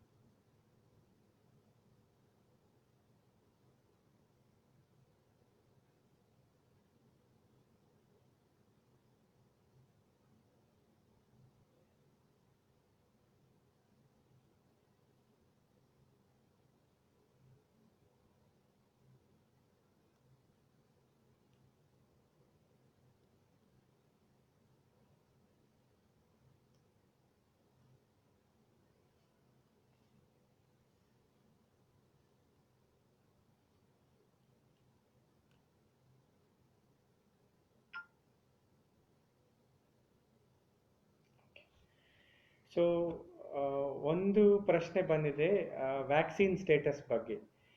ಆ, ಹಲವಾರು ಲ್ಯಾಬ್ಗಳಲ್ಲಿ ಆಲ್ಮೋಸ್ಟ್ 70ಕ್ಕಿಂತ ಹೆಚ್ಚು ವ್ಯಾಕ್ಸಿನ್ಗಳು ಈಗ ಟ್ರಯಲ್ ಸ್ಟೇಜಸ್ಗಳಲ್ಲಿದೆ. ಇದರಲ್ಲಿ ನಾವು ಟ್ರಯಲ್ ಬಗ್ಗೆ ಹೇಳುವಾಗ ಎರಡು ಥರದ ಟ್ರಯಲ್ ಇದೆ. ಒಂದು ಪ್ರೀ ಕ್ಲಿನಿಕಲ್ ಅಂತ ಹೇಳ್ತೇವೆ, ಅಂದರೆ ಮನುಷ್ಯರಲ್ಲಿ ಪ್ರಯೋಗಿಸುವ ಮೊದಲು ಲ್ಯಾಬಲ್ಲಿ ಮತ್ತು ಪ್ರಾಣಿಗಳಲ್ಲಿ ಪ್ರಯೋಗಿಸುವುದು, ಅದನ್ನು ಪ್ರೀ ಕ್ಲಿನಿಕಲ್ ಅಂತ ಹೇಳ್ತೇವೆ. ಸೊ ಆಲ್ಮೋಸ್ಟ್ 70ಅಷ್ಟು ವ್ಯಾಕ್ಸಿನ್ಗಳು ಪ್ರೀ ಕ್ಲಿನಿಕಲ್ ಟ್ರಯಲ್ಸ್ ಇದ್ದಾವೆ. ಇದರಲ್ಲಿ ಒಂದು 6 ವ್ಯಾಕ್ಸಿನ್ಗಳು ಮನುಷ್ಯರಲ್ಲಿ ಟ್ರಯಲ್ ಸಿಚುವೇಶನ್ಗೆ ಬಂದಿದೆ. ಬಟ್ ಈಗಿನ ಪರಿಸ್ಥಿತಿಯಲ್ಲಿ ಯಾವುದೇ ಒಂದು ವ್ಯಾಕ್ಸಿನ್ ಒಂದು ಸೇಫ್ ಆಗಿ ಜನರಲ್ಲಿ ಅಥವಾ ರೋಗಿಗಳಲ್ಲಿ ಅಥವಾ ರೋಗವನ್ನು ತಡೆಗಟ್ಟಿಸಲಿಕ್ಕೆ ಜನರಲ್ಲಿ ಉಪಯೋಗಿಸುವ ಪರಿಸ್ಥಿತಿವರೆಗೆ ಇನ್ನೂ ಬಂದಿಲ್ಲ. ಹ್ಯೂಮನ್ ವಾಲಂಟಿಯರ್ಸ್ ಅಂತ ಹೇಳ್ತೇವೆ, ಅಂದರೆ ಅರ್ಲಿ ಟ್ರಯಲ್ಸ್ ಶುರುವಾಗಿದೆ. ನಮ್ಮ ಸೈಂಟಿಫಿಕ್ ಇನ್ಫಾರ್ಮೇಶನ್ ಪ್ರಕಾರ ಕನಿಷ್ಠ ಪಕ್ಷ 3 ರಿಂದ 6 ತಿಂಗಳು ಆಗಬಹುದು ಫಸ್ಟ್ ವ್ಯಾಕ್ಸಿನ್ ರಿಲೀಸ್ ಆಗುವ ಮೊದಲು. ಅದಕ್ಕಿಂತ ಮೊದಲ ಆದರೆ ಬಹಳ ಉತ್ತಮ. ಬಟ್ ನಾವು ಈಗ ನೋಡ್ತಾ ಇರುವ ಪೇಸ್ ಬಗ್ಗೆ ಅಥವಾ ಈಗಿನ ಇಷ್ಟುವರೆಗೆ ಬಂದಿರುವ ರಿಸರ್ಚ್ ಮೂಲಕ ಕನಿಷ್ಠ ಪಕ್ಷ 3 ರಿಂದ 6 ತಿಂಗಳಾದರೂ ಆಗಬಹುದು ವ್ಯಾಕ್ಸಿನ್ ಅನ್ನ ಒಂದು ಮನುಷ್ಯರಲ್ಲಿ ಪ್ರಯೋಗಿಸ್ಲಿಕ್ಕೆ, ಅಂದ್ರೆ ಮನುಷ್ಯರ ಮೇಲೆ ಉಪಯೋಗಿಸುವಂತ ಪರಿಸ್ಥಿತಿ ಬರುವವರೆಗೆ.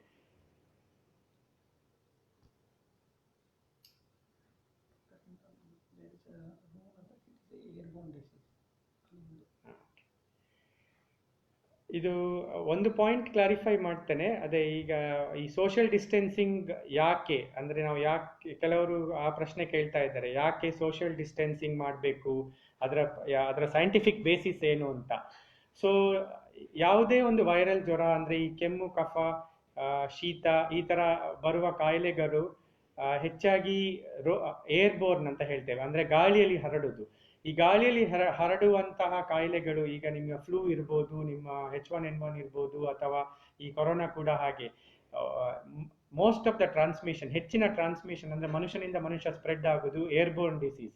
ಏರ್ಬೋರ್ನ್ ನಲ್ಲಿ 2 ತರ ಇದೆ, ಗಾಳಿಯಲ್ಲಿ 2 ತರದಲ್ಲಿ ಹೋಗ್ತದೆ. ಒಂದು, ನಾವು ರೋಗಿಯ ಪಕ್ಕದಲ್ಲಿ, ರೋಗಿಯ 2 ಮೀಟರ್ ಗ್ಯಾಪ್ ಒಳಗಡೆ ಬಂದಾಗ ರೋಗಿ ಕೆಮ್ಮಿದರೆ ಅವನ ಬಾಯಿ ಅಥವಾ ಅವನ ಮೂಗಿಂದ ಬರುವ ಈ ಮೈಕ್ರೋಸ್ಕೋಪಿಕ್ ಡ್ರಾಪ್ಲೆಟ್ಸ್, ಅಂದ್ರೆ ಈ ಸ್ಪ್ರೇ ಅಂತ ಹೇಳ್ತೇವೆ ನಾವೀಗ, ಸೀನಿದಾಗ ನೀವು ನೋಡಿರ್ಬೋದು, ಒಂದು ಸ್ಪ್ರೇ ಬಾಯಿಂದ ಆಚೆ ಬರ್ತಾರೆ. ಈ ಸ್ಪ್ರೇ ಬಂದಾಗ ಅದು ಡೈರೆಕ್ಟ್ ಆಗಿ ನಾವು ಅದನ್ನ ಶ್ವಾಸಕೋಶದ ಒಳಗೆ ತಗೊಂಡ್ರೆ, ಅಂದ್ರೆ ಅಪೋಸಿಟ್ ಸೈಡ್ ಅಲ್ಲಿ ಇರುವ ಮನುಷ್ಯ, ರೋಗಿ ಅಲ್ಲದವನು, ಅಂದ್ರೆ ರೋಗಿಯ ಕಾಂಟ್ಯಾಕ್ಟ್ ಅಂತ ಹೇಳ್ತೇವೆ, ಅವನು ಅದನ್ನ ಒಳಗಡೆ ತಗೊಂಡ್ರೆ ಅದರಿಂದ ರೋಗ ಹರಡ್ತದೆ. ನಂಬರ್ 1. ನಂಬರ್ 2, ಏರ್ಬೋರ್ನ್ ನಲ್ಲಿ ಡ್ರಾಪ್ಲೆಟ್ ನ್ಯೂಕ್ಲಿಯೈ ಅಂತ ಹೇಳ್ತೇವೆ. ಅಂದ್ರೆ ಏನು, ಒಂದು ಸಲ ಸ್ಪ್ರೇ ಆದ ಮೇಲೆ ಈ ಮೈಕ್ರೋಸ್ಕೋಪಿಕ್ ಡ್ರಾಪ್ಲೆಟ್ಗಳು ಹೋಗಿ ಪೇಷಂಟ್ ಇರುವ ಸುತ್ತಮುತ್ತ ಜಾಗದಲ್ಲಿ, ಟೇಬಲ್ ಆಗಲಿ, ಅವರ ಬೆಡ್ ಆಗಲಿ, ಅಥವಾ ಅವರು ಇರುವ ಸರ್ಫೇಸ್ ಗಳ ಹತ್ರ ಹೋಗಿ ಕೂರಿ ಬಿಡ್ತದೆ.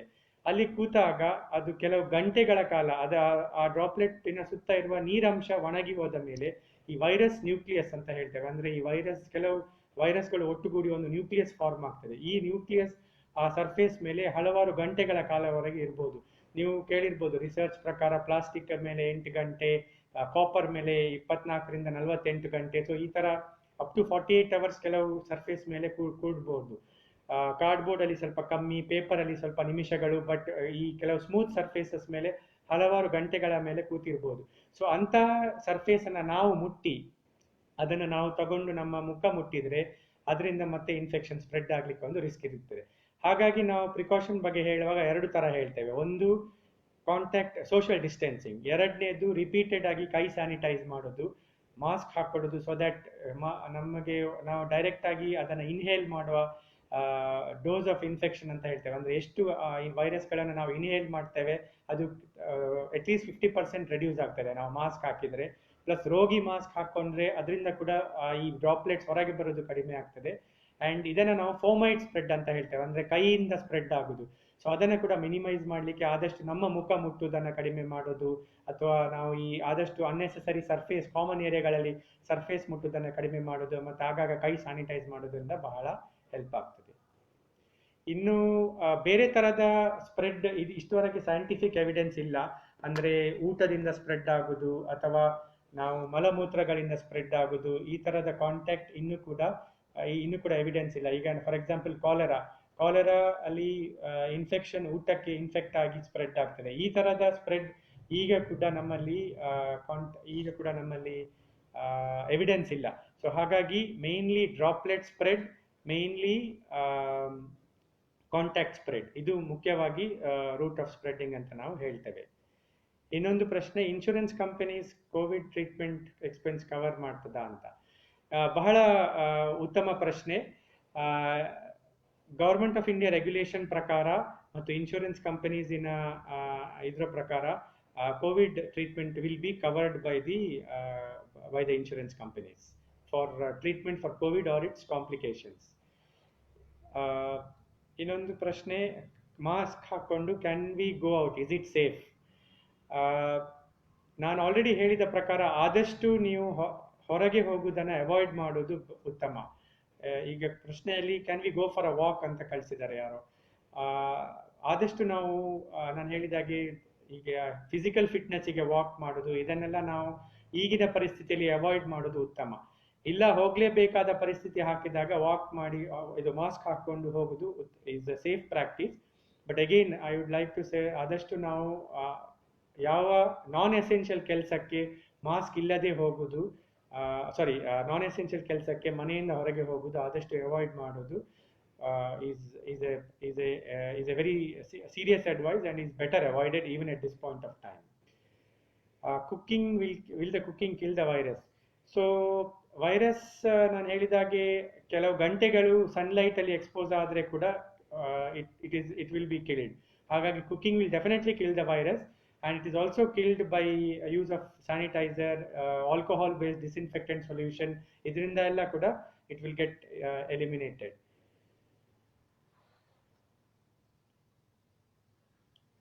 Will insurance cover COVID test expenses?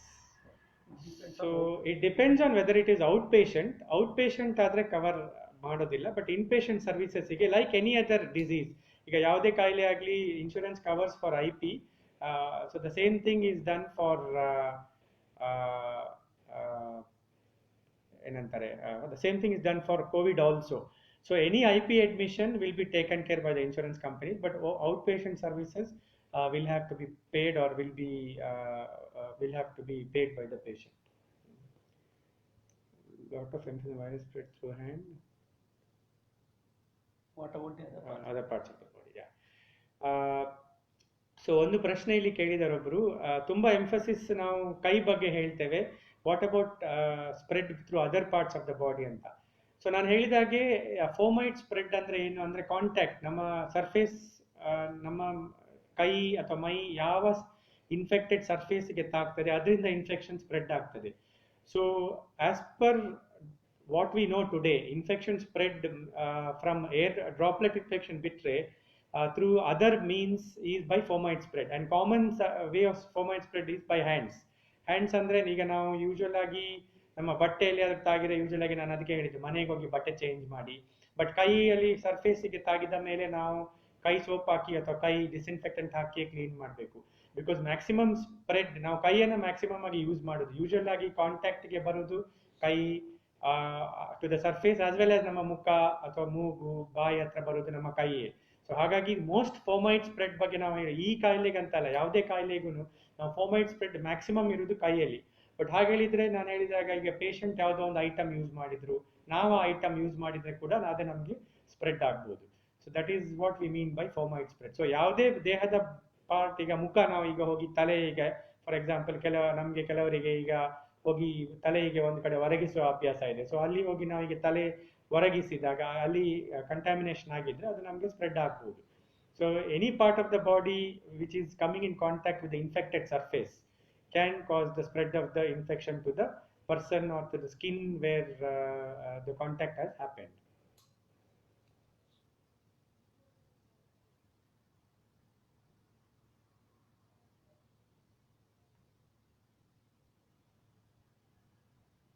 How to clean things after shopping. Okay.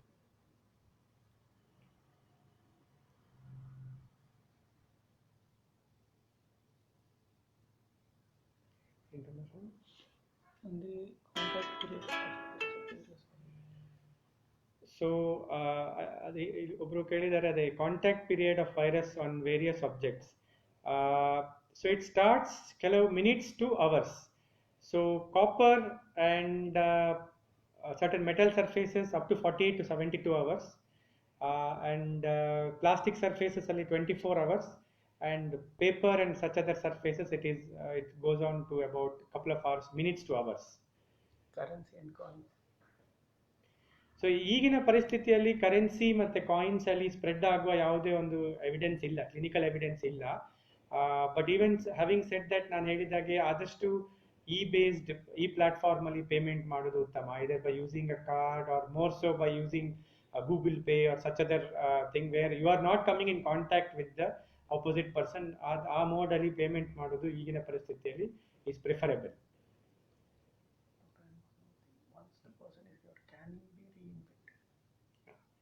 ಒಬ್ರು ಪ್ರಶ್ನೆ ಕೇಳಿದ್ದಾರೆ, ಒಂದ್ಸಲ ಇನ್ಫೆಕ್ಷನ್ ಆದ್ರೆ ಮತ್ತೆ ರೀಇನ್ಫೆಕ್ಷನ್ ಆಗ್ಬೋದಾ ಅಂತ.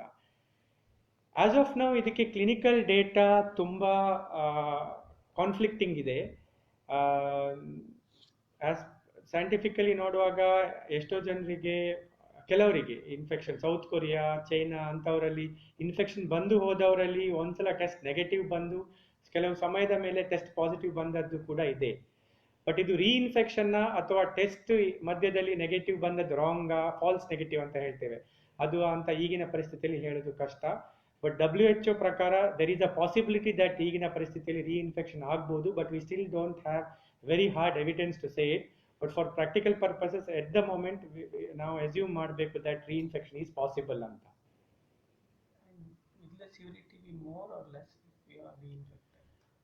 So severity more or less when reinfected, ಅದಕ್ಕೂ ಕೂಡ ಡೇಟಾ ಇಲ್ಲ. ಬಿಕಾಸ್ ನಾನು ಹೇಳಿದಾಗೆ ರೀಇನ್ಫೆಕ್ಷನ್ನೇ ಆಗ್ತದಾ ಇಲ್ವಾ ಅಂತ ಹೇಳಿದ್ರೆ ನಮಗೆ we are not sure. But having said that, if you draw inference from other diseases, ಒಂದ್ಸಲ ಇನ್ಫೆಕ್ಷನ್ ಬಂದಾಗ ಎರಡನೇ ಸಲ infection can be tend to be milder, because ದೇಹಕ್ಕೆ ಆಲ್ರೆಡಿ ಸ್ವಲ್ಪ ಇಮ್ಯುನಿಟಿ ಬಂದಿರ್ತದೆ, ಪಾರ್ಷಿಯಲ್ ಇಮ್ಯುನಿಟಿ ಅಂತ ಹೇಳ್ತೇವೆ, ಅಥವಾ ಮೆಮೊರಿಯಿಂದ ಇಮ್ಯುನಿಟಿ ಅಂತ ಹೇಳ್ತೇವೆ. ಇವಂಥ ಸಂದರ್ಭದಲ್ಲಿ ಇನ್ಫೆಕ್ಷನ್ ಬಂದು ಹೋದಾಗ ಇನ್ನೊಂದ್ಸಲ ಇನ್ಫೆಕ್ಷನ್ ಬಂದರೆ there is a possibility that the infection may be milder. But in the context of COVID-19, I think we are still having very poor clinical data for that. And what can people do to increase their immunity? So ಒಂದು ಪ್ರಶ್ನೆ ಅದೇ, what can people do to increase their immunity? So basic things, ಯಾವುದು ಬೇರೆ ಇನ್ಫೆಕ್ಷನ್ಗೆ ಏನೇನು ಮಾಡ್ತೇವೋ ಅದನ್ನೆಲ್ಲ ಬಹಳ ಮುಖ್ಯ.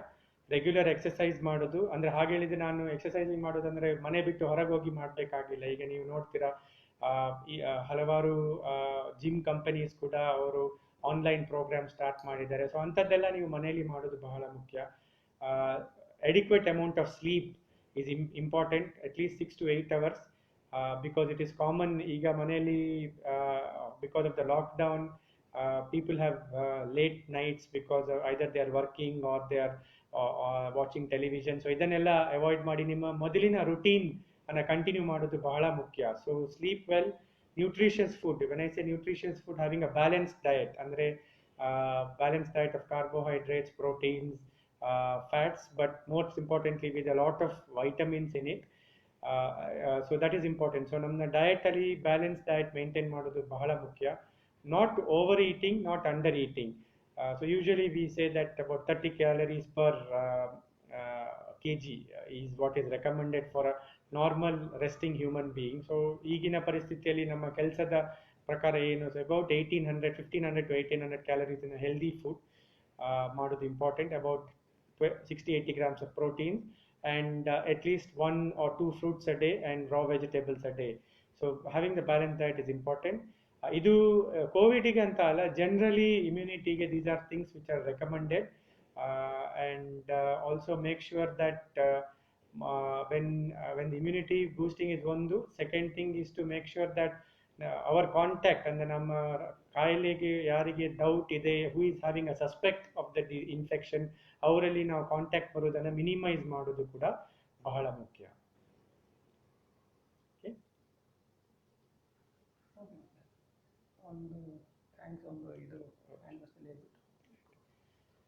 So ಬೇರೆ ಏನು ಪ್ರಶ್ನೆಗಳು ಕಾಣ್ತಾ ಇಲ್ಲ.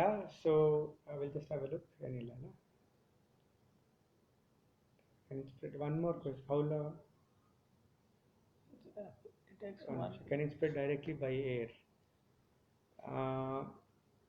ಅದೇ ಒಬ್ರು ಕೇಳ್ತಾ ಇದ್ದಾರೆ, ಏರ್ ಇಂದ ಡೈರೆಕ್ಟ್ ಸ್ಪ್ರೆಡ್ ಆಗ್ಬೋದಾ ಅಂತ. ಏರ್ ಅಂದರೆ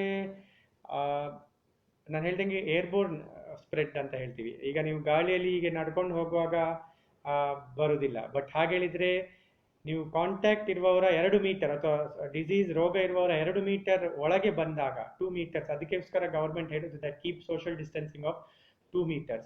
ಸೊ 2 meter ರೇಡಿಯಸ್ ಒಳಗೆ ಬಂದಾಗ ಸ್ಪ್ರೆಡ್ ಆಗಲಿಕ್ಕೆ ಚಾನ್ಸ್ ಇದೆ. Because the droplets, infection person ಇಂದ ಇರುವ ಈ ರೋಗಾಣುಗಳ ಡ್ರಾಪ್ಲೆಟ್ಗಳು ನಮಗೆ ಡೈರೆಕ್ಟ್ಲಿ ನಾವು ಇನ್ಹೇಲ್ ಮಾಡಿದರೆ ಬರಬಹುದು.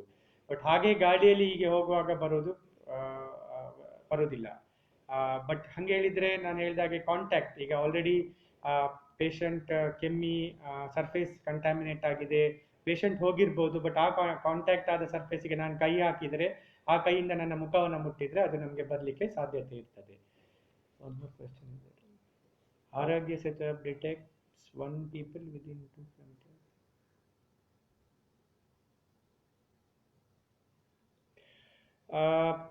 ಐ ಥಿಂಕ್ ಒಂದು ಪ್ರಶ್ನೆ ಇಲ್ಲಿ, ಆರೋಗ್ಯ ಸೇತು ಆ್ಯಪ್ ಎಷ್ಟು ಕಿಲೋಮೀಟರ್ ದೂರದಲ್ಲಿ ಕೋವಿಡ್ ಪೇಷಂಟ್ ಇದ್ದಾರೆ ಅಂತ ತಿಳಿಸ್ತದೆ, ಅದು ಕನ್ಸಿಡರ್ ಮಾಡೋದು ಉತ್ತಮನಾ ಅಂತ. ಆ ಆ್ಯಪನ್ನು ಇಟ್ಕೊಳ್ಳೋದು ಉತ್ತಮ. ಯಾಕಂದರೆ ಆ ಪೇಷಂಟಿಂದ ನಿಮಗೆ ಬರ್ತದೆ ಅಂತ ಅಲ್ಲ, ಬಟ್ ನಿಮ್ಮ ಸುತ್ತಮುತ್ತ ಜಾಗದಲ್ಲಿ ಎಲ್ಲೆಲ್ಲಿ ಇನ್ಫೆಕ್ಷನ್ಗಳಿದೆ ಅಥವಾ ಯಾವ ಸ್ಪಾಟ್ಸ್ಗಳಲ್ಲಿ ಡೆನ್ಸಿಟಿ ಆಫ್ ಇನ್ಫೆಕ್ಷನ್ ಎಷ್ಟಿದೆ ಅಂತ ತಿಳಿಲಿಕ್ಕೆ ಹೆಲ್ಪ್ ಆಗ್ತದೆ. ಈಗ ಫಾರ್ ಎಕ್ಸಾಂಪಲ್, ನಾವೊಂದು ಜಾಗದಲ್ಲಿ ಇದ್ದೇವೆ, ಈ ಜಾಗದಿಂದ ನನ್ನ ಹತ್ತಿರದ ಜಾಗ 4 ಕಿಲೋಮೀಟರ್ ದೂರದಲ್ಲಿದೆ ಅಂತ ತಿಳಿಲಿ. ಆ 4 ಕಿಲೋಮೀಟರ್ ನನಗೇನೋ ಅವಶ್ಯಕ ಕೆಲಸದಲ್ಲಿ ಹೋಗಬೇಕಿದೆ, ಅಲ್ಲಿಗೆ ಹೋಗುವಾಗ ಅಲ್ಲಿ ಹೋದಾಗ ಕಂಟೈನ್ಮೆಂಟ್ ಝೋನ್ಸ್ ಇದೆಯಾ ಇಲ್ವಾ ಅಂತ ತಿಳಿತದೆ. ಸೆಕೆಂಡ್, ಅಲ್ಲಿ ಪಾಪ್ಯುಲೇಷನಲ್ಲಿ ಎಷ್ಟು ಜನ ಪೇಷಂಟ್ಗಳು ಇದ್ದಾರೆ ಅಂತ ತಿಳಿತದೆ. ಹಾಗಾಗಿ ನಾನು ಹೋಗಲೇಬೇಕಾ ಬೇಡವಾ, ಅಥವಾ ಅಲ್ಲಿಯ ಪರ್ಸನನ್ನು ಈ ಕಡೆ ಬರ್ಲಿಕ್ಕೆ ಹೇಳುದಾ. ಸೊ ಈ ಥರದ ವಿಷಯಗಳು ತಿಳಿಲಿಕ್ಕೆ ಸಹಾಯ ಆಗ್ತದೆ. So it is a useful informative tool, so it is worthwhile having the app. How long can they postpone that question? Can be postpone visit to hospital. ಒಬ್ರು ಕೇಳಿದರೆ, ಆಸ್ಪತ್ರೆಗೆ ಹೋಗುವುದನ್ನು ಎಷ್ಟು ಸಮಯ ನಾವು ಪೋಸ್ಟ್ಪೋನ್ ಮಾಡ್ಬೋದು. ಈ ಕ್ವೆಶ್ಚನ್ ನಲ್ಲಿ 2 ಥರದಲ್ಲಿ ಆನ್ಸರ್ ಮಾಡ್ತೇನೆ. ಕೋವಿಡ್ಗೆ ಸಂಬಂಧಪಟ್ಟ ಸಸ್ಪಿಷನ್ ಇದ್ರೆ ಅಥವಾ ರೆಸ್ಪಿರೇಟರಿ ಇನ್ಫೆಕ್ಷನ್ ಇದ್ರೆ ನೀವು ಪೋಸ್ಟ್ಪೋನ್ ಮಾಡೋದು ಉತ್ತಮ ಅಲ್ಲ. ಬಟ್ ಹಾಗೆ ಹೇಳಿದರೆ, ಈಗ ಯಾವುದೇ ಒಂದು ಕಾಯಿಲೆ ಇದೆ, ನಮಗೊಂದು ಆಪರೇಷನ್ ಆಗಬೇಕು, ಹರ್ನಿಯಾ ಇದೆ, ಬಟ್ ಅದರ ಬಗ್ಗೆ ನಾವೊಂದು ಟ್ರೀಟ್ಮೆಂಟಿಗೆ ಹೋಗಬೇಕು, ಸದ್ಯಕ್ಕೆ ನಾವು ಅದನ್ನು ಮುಂದೂಡುವುದು ಉತ್ತಮ. ಬಟ್ ಹಾಗೆ ಹೇಳಿದರೆ ಬೇರೆ ಯಾವುದೋ ಕಾಯಿಲೆ ಇದೆ, ಅದು ಮುಂದೆ ಹೋಗ್ತಾ ಪ್ರೋಗ್ರೆಸ್ ಆಗ್ಬೋದು. ಈಗ ಕೆಲವರಿಗೆ ಕ್ಯಾನ್ಸರ್ ಇದೆ, ಡಾಕ್ಟರ್ ಹೇಳಿದರೆ ಅರ್ಜೆಂಟಾಗಿ ಆಪರೇಷನ್ ಆಗಬೇಕು, ಅದನ್ನು ನಾವು ಡಾಕ್ಟರಿನ ನೀವು ಸಲಹೆ ತಗೊಳ್ಬೇಕು, ಇದನ್ನು ನಾನು ತಾತ್ಕಾಲಿಕವಾಗಿ ಮುಂದೂಡ್ಬೋದಾ ಇಲ್ವಾ ಅಂತ ಹೇಳಿ. ಸೊ ಇದಕ್ಕೆ ಕೂಡ ಹಲವಾರು ಆಸ್ಪತ್ರೆಗಳು, ಇನ್ಕ್ಲೂಡಿಂಗ್ ನಮ್ಮ ಮಣಿಪಾಲ್ ಆಸ್ಪತ್ರೆಯಲ್ಲಿ ಕನ್ಸಲ್ಟ್ ಅಂತ ಇದೆ. ನೀವು ನಿಮ್ಮ ಡಾಕ್ಟರನ್ನ ಕನ್ಸಲ್ಟ್ ಮೂಲಕ ಅವರನ್ನು ಭೇಟಿಯಾಗಿ ಆಸ್ಪತ್ರೆಗೆ ಬರಲೇಬೇಕಾ ಬೇಡವಾ ಅಂತಲೂ ತಿಳಿಲಿಕ್ಕೆ ಒಂದು ಸಹಾಯ ಆಗ್ತದೆ. ಓಕೆ. ಸೊ ನಿಮ್ಮೆಲ್ಲರಿಗೂ ಪೇಷಂಟ್ ಆಗಿ ನನ್ನ ಟಾಕನ್ನು ಮತ್ತು ನನ್ನ ಸಲಹೆಗಳನ್ನು ಕೇಳಿದ್ದಕ್ಕೆ ಬಹಳ ಧನ್ಯವಾದಗಳು.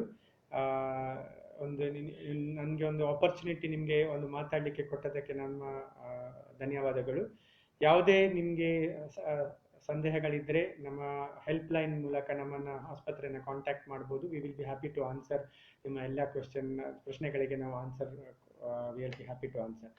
ಸೊ ಇದನ್ನು ಮುಗಿಸ್ಲಿಕ್ಕೆ ಒಂದೇ ನನ್ನ ಕೋರಿಕೆ ನಿಮ್ಮ ಹತ್ರ, ಆದಷ್ಟು ಹೊರಗೆ ಹೋಗೋದನ್ನು ಅವಾಯ್ಡ್ ಮಾಡಿ, ನಾನು ಹೇಳಿದ ಪರ್ಸನಲ್ ಹೈಜಿನಿಕ್ ಮೆಷರ್ಸ್ಗಳನ್ನು ಕಂಟಿನ್ಯೂ ಮಾಡಿ. ನಿಮ್ಮ ಕೆಲಸಗಳು ಇನ್ನು ಕ್ರಮೇಣವಾಗಿ ನಿಮ್ಮ ನಾರ್ಮಲ್ ಕೆಲಸದ ದಿನಚರ್ಯದ ಕೆಲಸಗಳನ್ನು ನಾವು ಶುರು ಮಾಡಬೇಕಾಗ್ತದೆ. ಬಟ್ ಅದು ಮಾಡುವಾಗ ನಿಮ್ಮ ಪ್ರಿಕಾಷನ್ಸ್ಗಳನ್ನು ಯಾವತ್ತೂ ಮರಿಬೇಡಿ. So stay healthy, stay safe. ಆದಷ್ಟು remember, wash your hands, sanitise your hands, and ನಿಮ್ಮ ಮುಖವನ್ನು ಪುನಃ ಮುಟ್ಟುವುದನ್ನು ಅವಾಯ್ಡ್ ಮಾಡಲಿಕ್ಕೆ ಪ್ರಯತ್ನ ಮಾಡಿ. So personal hygienic precautions very important. Thank you.